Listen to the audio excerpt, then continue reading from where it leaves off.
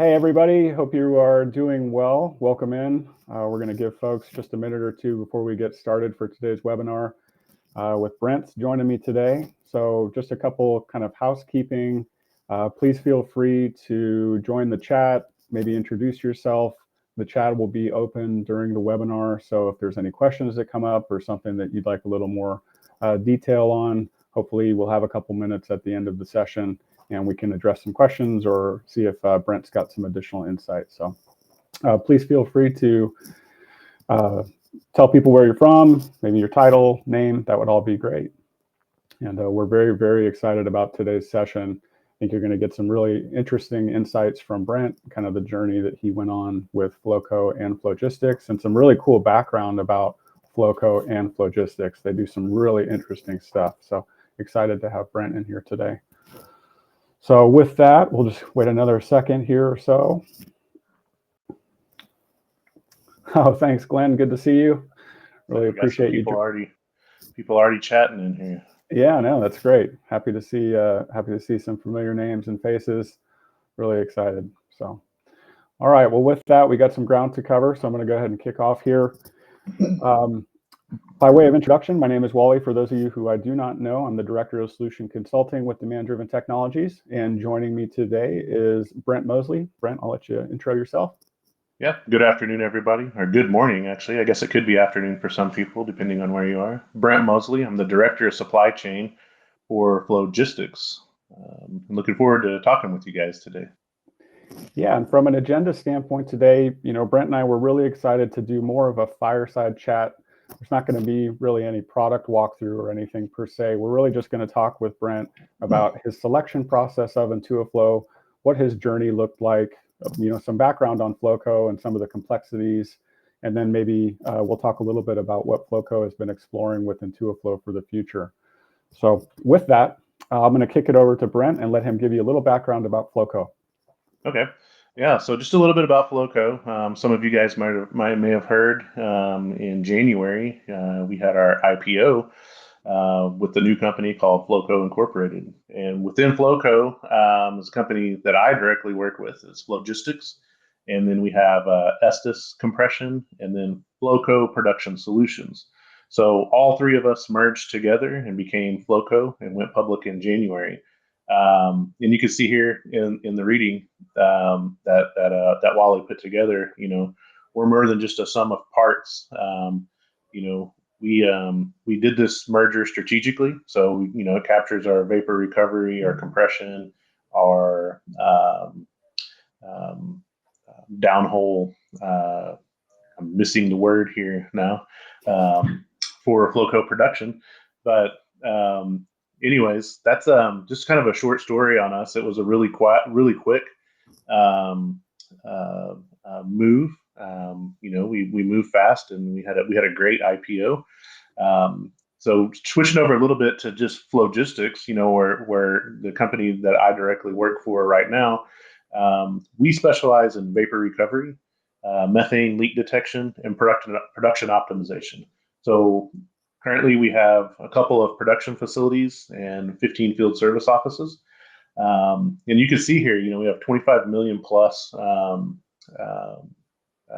CO2 recovery from our fleet rental.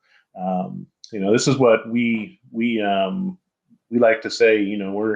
We're good for the environment as well. Not only helping all of these big companies that are in the oil business, we help them capture some of what people may call flash gas or trash or different things. So we like to eliminate that flare or those big tank batteries that vent potential chemicals into the atmosphere.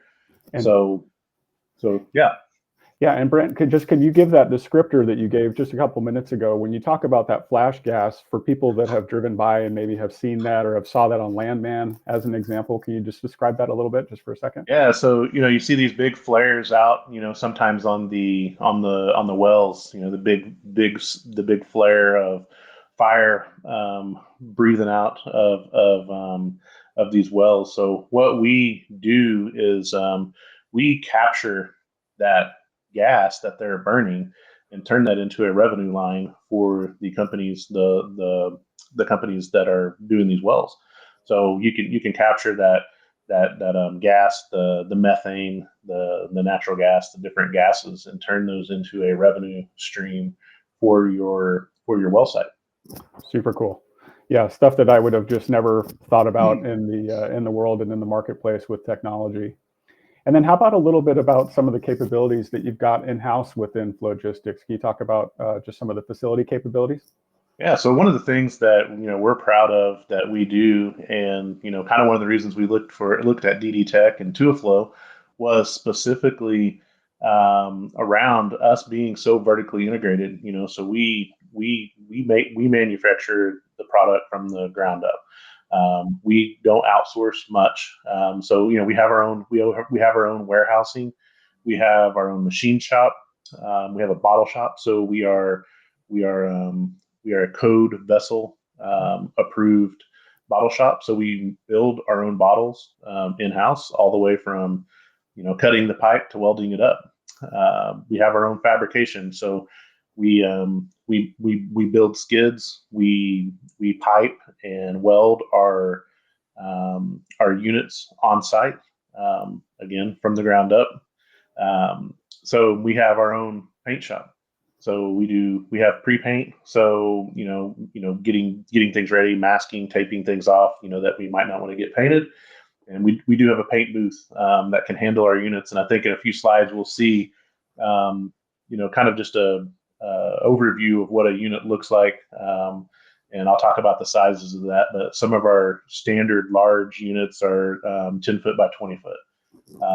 And in our paint booth, we can put those units in there and paint them. So we have that, our own panel shop. So all of our electrical wiring, PLCs, everything we do ourselves in house. The finish shop is where we after paint, get it cleaned up, shine it up a little bit before it gets to go out. And the last and final thing, we do our own testing. So we test our units to full function and capabilities, to what our customers' requirements are. And they can vary from customer to customer on what the application is that they're wanting to do. And then also we have that one's just a final wash, final clean. Another one thing that we do have on that we have recently done that I did not put on here is we have laser cleaning ability now as well. Wow. So any kind of cleaning that in the past we might have had to blast or something, we now have laser cleaning capabilities. So amazing. Lots of things that we're capable of. Yeah, so here's what I was talking about a little bit. So this is just kind of some rendering of our units, some big ones, some small ones. The one in the top left there is one that's probably along the lines of a 10 by 20. And on the top right is one that's on like a 6x4 skid, 6x10 skid. So we have very different sizes, depends on the horsepower, anything from 7 horsepower to over 300 horsepower on our units. So just a little bit about the vapor recoveries. That's what a VRU would look like. And how long, Brent, would you say it takes to put together something like the one up in the upper left, one of those big guys? Yeah, so it takes us anywhere from 7 to 10 days to probably build one of these from start to finish. Okay. And again, vertically integrated. So it takes a while to build these. A lot of planning goes into building these. We do custom ones as well. But yeah, 7 to 10 to 15 days to build one of these from start to finish. Very good.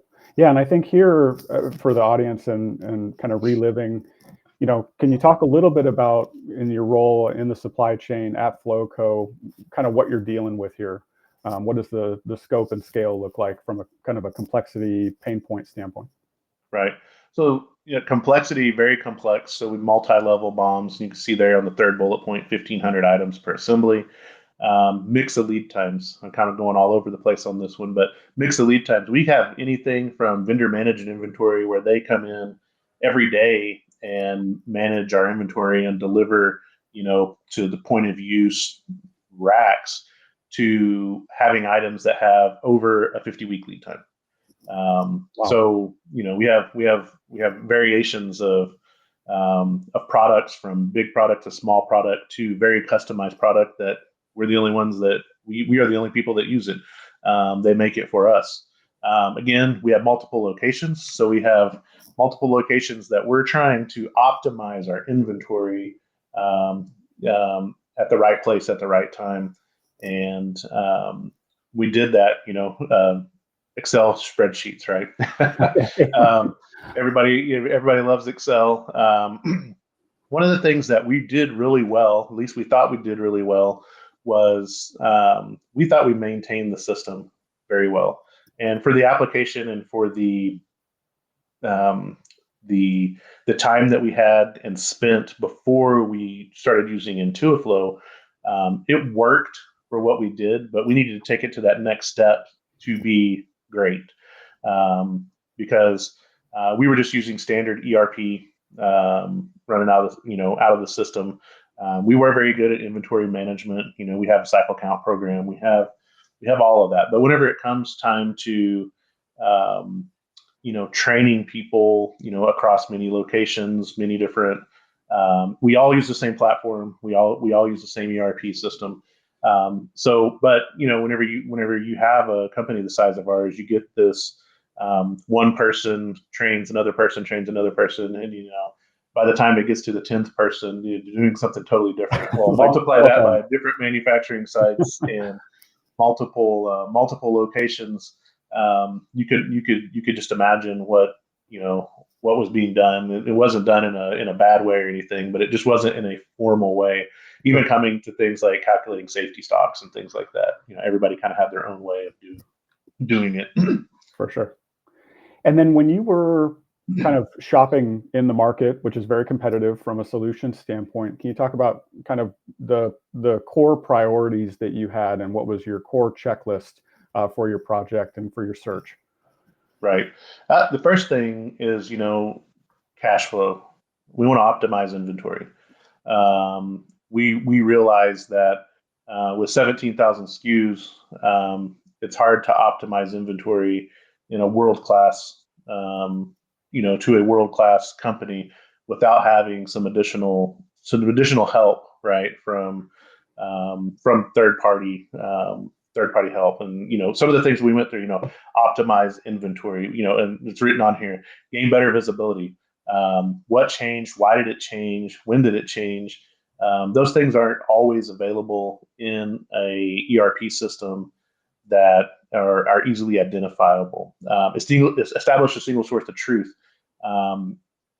Everybody has a different screen. Everybody does their custom screens in the ERP system, and they only want to look at their specific entity and do the things that they were taught to do. But with Intuiflow, we have the ability to train everybody on a single source, the single source of truth.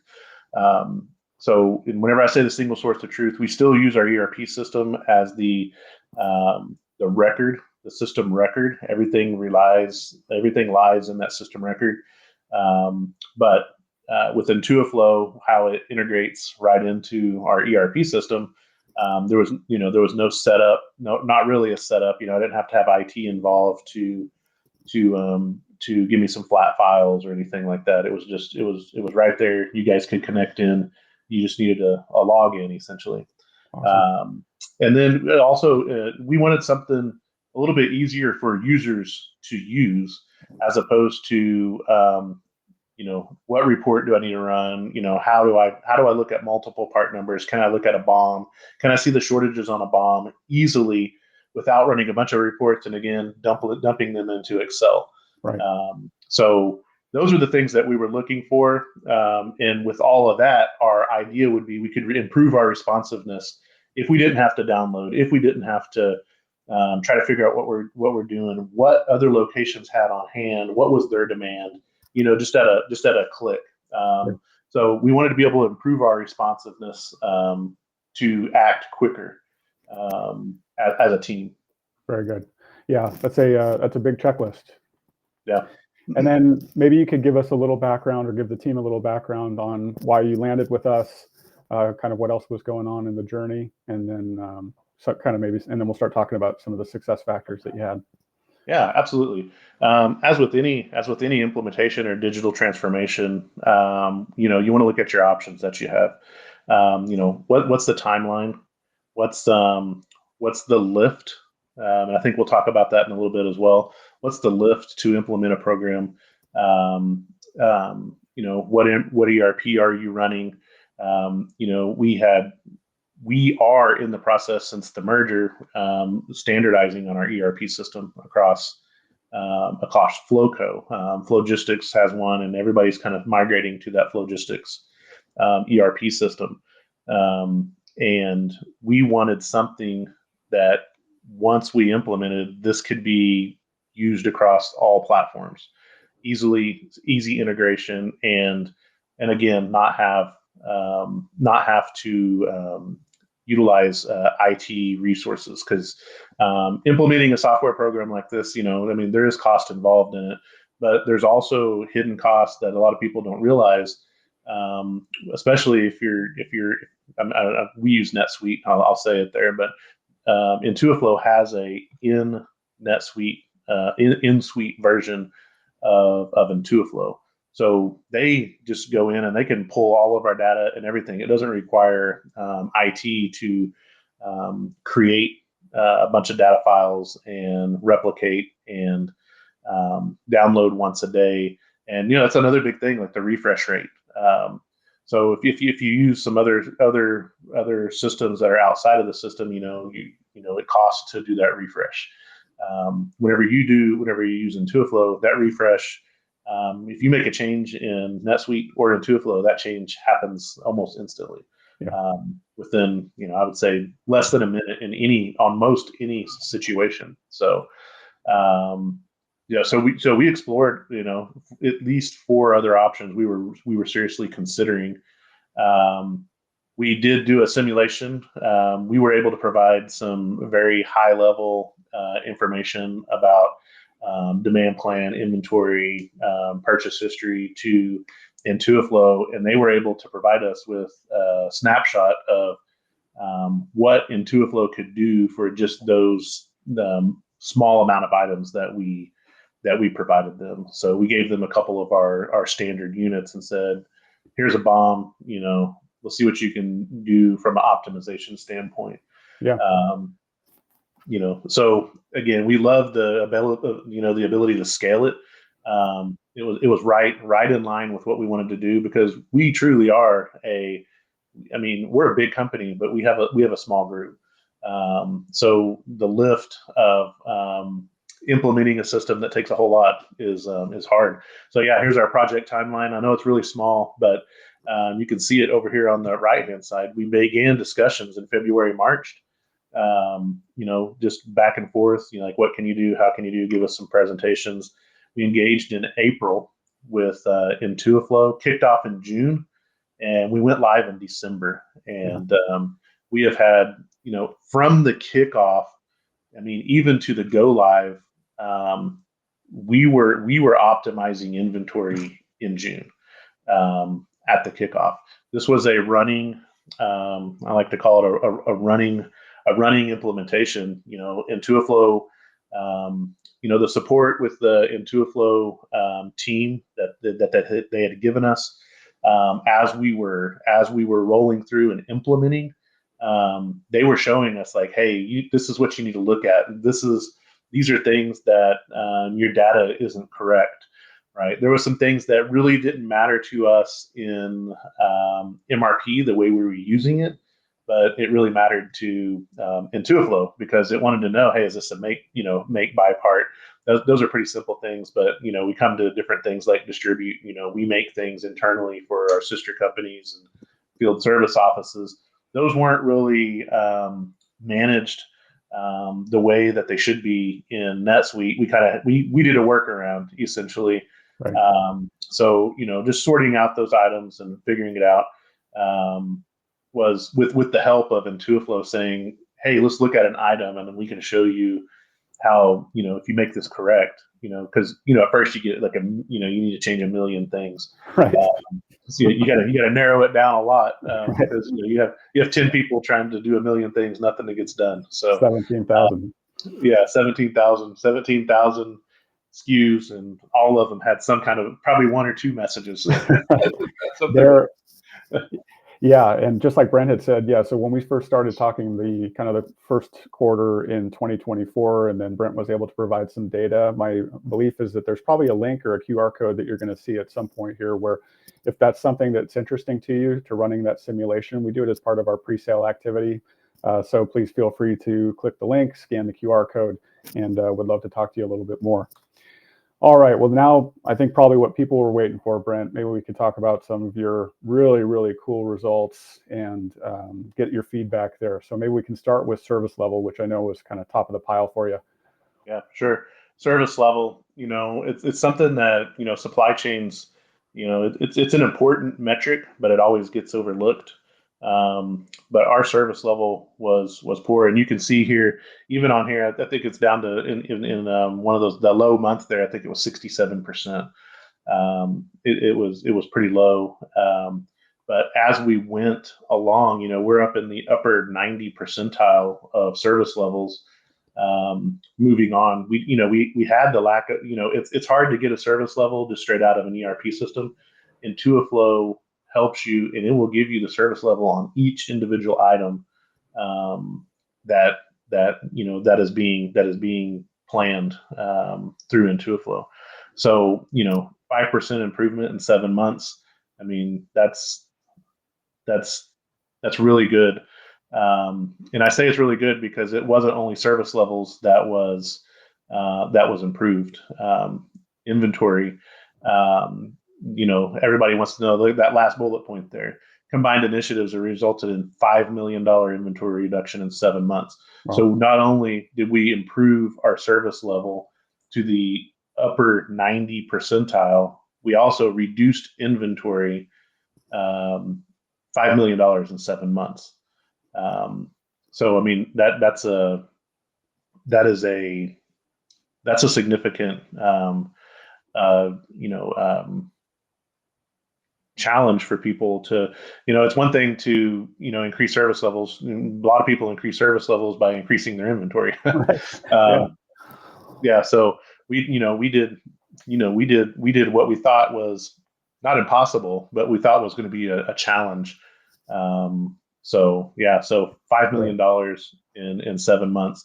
And some of the things you can see in here, I don't know, Wally, if you want to talk about a little bit about like the buffer profiles and things on there, but yeah, the only thing I would add too, for when Brent's describing, so for those of you that are not current Intuiflow users, is because we're item location revision specific, you really get to kind of identify your problem children, is what I would say, right? So there's the ability, and someone like Brent who's trying to oversee 17,000 different items, where is our focus? Which items are really driving our inventory value? Which items are the problem children from a service level standpoint that we want to address? And I think, I give the example that a lot of times buyers and planners come in on Monday, they print their action messages out, they manage 1,000 items, they try to get as far as they can by Friday, and then they have to start over again on Monday. And I think it's really hard at scale, especially for an organization like Brent's, to try to do that and be successful.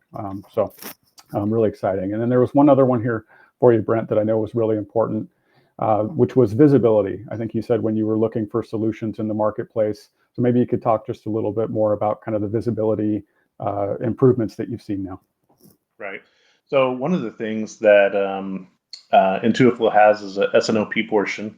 And we just had started setting up our S&OP. We had no S&OP when I started 2 years ago.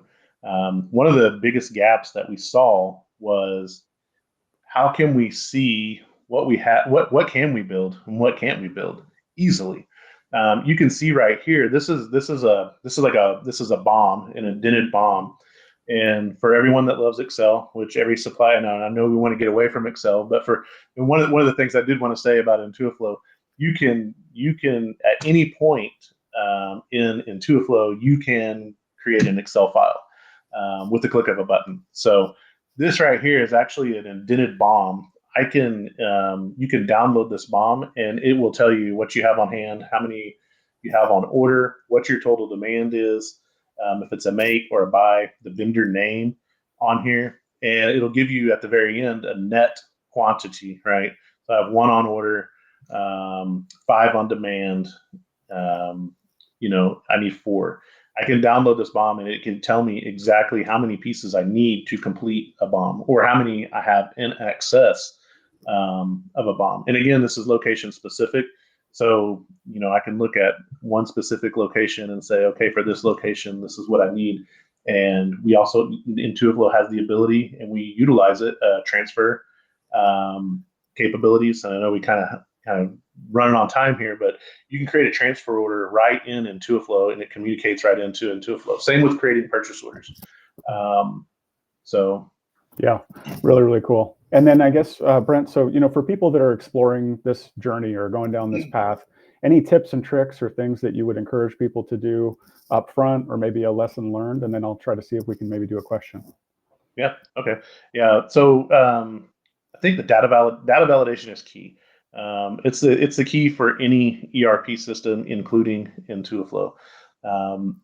Maintaining your data, and everybody says it, and I worked at a lot of places that we were really bad about this, but at Flogistics, we're good at it. We maintain our data very well. If you maintain your data, this is a very, very intuitive system. It helps you plan your ABC analysis, create your own buffer profiles. You don't actually even have to have a safety stock in your ERP system. This will create your buffer profiles based on your item master data. And it also will calculate based on historical use. You can determine if you want to use historical usage, forecast usage, or 50/50, or average daily usage to calculate your buffers, which is a great thing. And again, you can download this right out of Excel. But the big tips, data validation is big, and use the system. I think that's a big tip, and you have to get buy-in from your team, right? If your data's right, you will have good success. The first thing, in these kinds of implementations that you don't want to do is have bad data, because the first thing people will say is that it don't work.